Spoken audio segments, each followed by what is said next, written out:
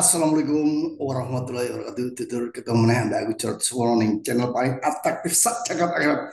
Tunjak poin. Kalau varian, tapi iki ono kosakata baru. Kosakata baru itu ada kata-kata anyar sing diadopsi dalam bahasa sehari-hari. Ya, iki seperti iya. Misalnya gini, ojo macam-macam kon, tak Gibran kon. Maksudnya apa iki? Jadi Gibran ini menjadi jadi kosa kata baru. Awas ojo macam-macam tak Gibran kon. Tak Gibran ini tak antem kon, tak lawan kon. Nah, terus orang nih awas ojo sampai kena Gibran kon. Ketipu, ketipu. Kenapa? Sama, ini mengingatkan bagaimana Gibran dhisik iku jarine tegak lurus ambek ketua umum PDIP, tapi ternyata DE Mbalelo dicalonkan capres lewat jalur yang lain, bukan PDIP. Sing anyar iki istilah Gibran, iki sampai ngene absensi sekolah SMK. Jadi misalnya iki ono iki, jadi cabrur misalnya, cabrur, ya sewu, Buari ngacu kabeh. Terus Dori, oh masuk. Nek Yanti apa? Yanti, Gibran bu. Jadi Gibran ini absen. Jadi karena Yanti jarang mlebu absen, jadi ditempeli Yanti Gibran bu. Kok iso Gibran nempel dengan Yanti? Karena Gibran ini juga mengandung makna dari absen. Nah, iki catatannya Dokter Tifa. Karena apa? Pada dialog-dialog yang terjadi selama ini, Dokter Tifa itu mencatat bahwa pasangan Prabowo Gibran ini juara. Juara dalam arti paling sering absen. Mulai paling sering absen itu Gibran. Akhirnya apa? Diceluk nek absen, nek gak mlebu diceluk dengan oh ya Yanti Gibran Bu. Lah, ini ada 21 dialog undangan diskusi yang dicatat oleh Dokter Tifa. Dokter Tifa ini yang dulu mempersoalkan ijazah Gibran, ijazah Kaisang. Nah, saiki dia mencatat dengan data bahwa dari sekitar 21 itu hampir separuhnya Prabowo Gibran ini tidak mengikuti dialog memenuhi undangan ya dengan berbagai alasan. Yang terakhir adalah ketika diundang oleh Muhammadiyah. Dialog dengan Muhammadiyah hanya Prabowo yang hadir. Gibran lagi-lagi Gibran absen meneh. Jadi tapi ini Dur, dari 20 sekitar 20-21 undangan ini Anies Baswedan absen sekali. Ini ketika terjadi kuliah umum dialog kebangsaan di Unpar Pariwisata Bandung itu sekitar tanggal 14 Oktober lah. Anies absen. Terus Marangono pada kalau Ganjar sampai Mahmud MD juga sekali absen. Pada Rakernas Abdesi 26 Juli itu juga absen. Nah, sing paling akeh ya Gibran, Prabowo Gibran juara nih, juara bertahan itu. Tadi kenapa istilah Gibran itu menjadi trending topik ya karena ini satu hal bahwa nek sampai gak mlebu kerja, nek sampai gak mlebu sekolah, gak sampai gak mlebu kampus, kok itu sebutan ojo Gibran terus, ojo bolos terus, ojo absen terus. Iki menarik dulur, bagaimana dialog yang digelar oleh Kompas TV mendapatkan respon sangat positif dari masyarakat.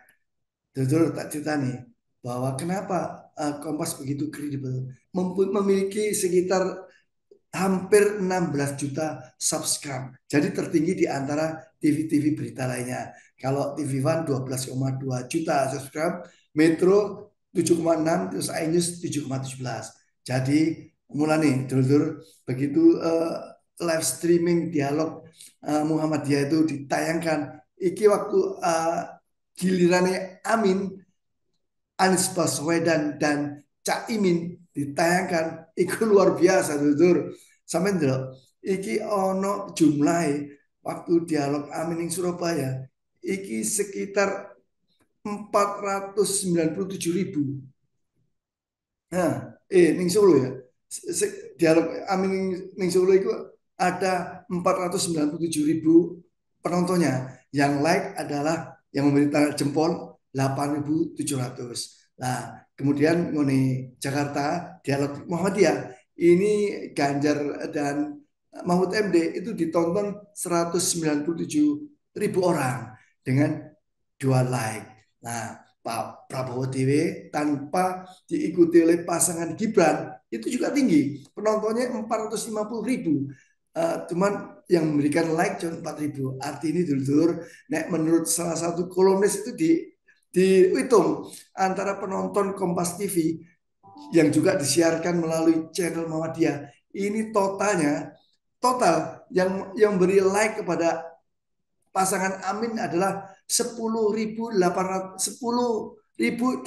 like. Terus Pak Prabowo sing dewean single fighter itu lebih dari 4.500. Nah, kemudian diikuti oleh Pak Ganjar dan Mahfud MD itu 3.000, sekitar 3.000 like. Artinya apa tuh?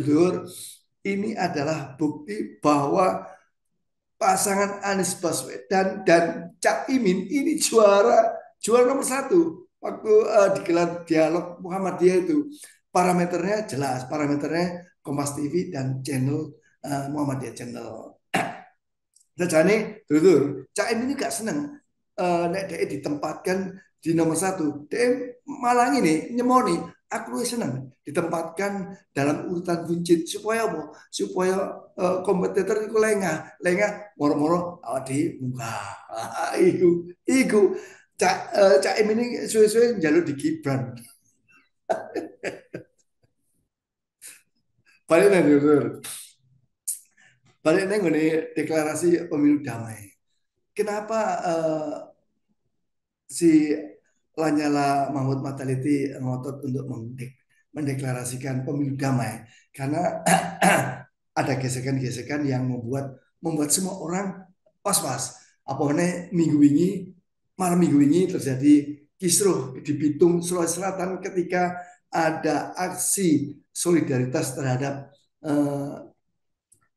Palestina itu terjadi ricu dengan ormas tempat. Hampir terjadi kerusuhan. Untungnya aparat keamanan bisa mengatasi hal-hal seperti itulah yang diharapkan bisa mengademkan, menenteramkan. Nah itu. Mulai ini orang deklarasi damai, itu harus didukung semua pihak. Ojo sampai keliru. Kenapa? Ya ujung-ujungnya baliknya dulu. Bagaimana kita mengawali pemilu itu dengan apa ya, setengah makso sampai ngerti dewi ini balik lagi bagaimana uh, Mahkamah Konstitusi sebagai lembaga yudikatif memaksakan kehendak untuk mengabulkan tentang judicial review mengenai batasan usia capres sehingga meloloskan Gibran sebagai cawapresnya Prabowo. Sampai mencermati harusnya itu adalah wewenang DPR. Balik nih. Nah, ini kenapa? Ini hal seperti ini yang membuat gesekan-gesekan di masyarakat itu seperti rumput kering, seperti mudah terbakar. Tuh.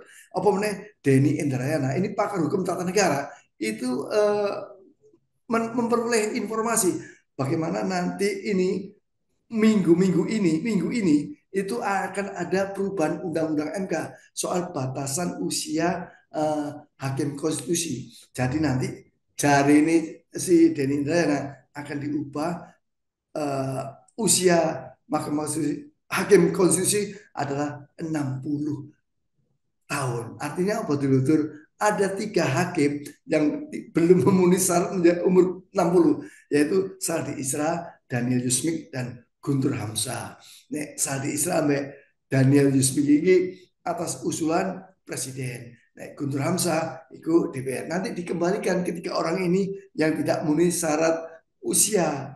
Dan nanti terserah DPR apakah tetap merekomendasi si Guntur Hamzah. Nah, bagaimana dengan Saldi Isra dan Daniel Yusmik?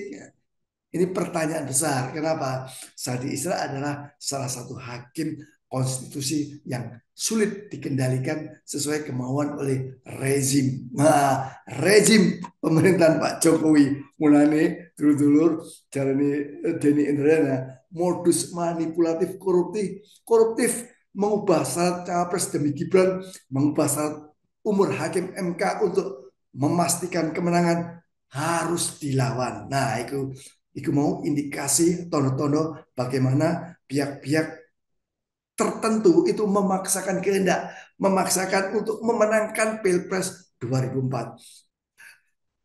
Tadi Lur, iki wingi Minggu tanggal 26 Iku Cak Abdul ngirim video.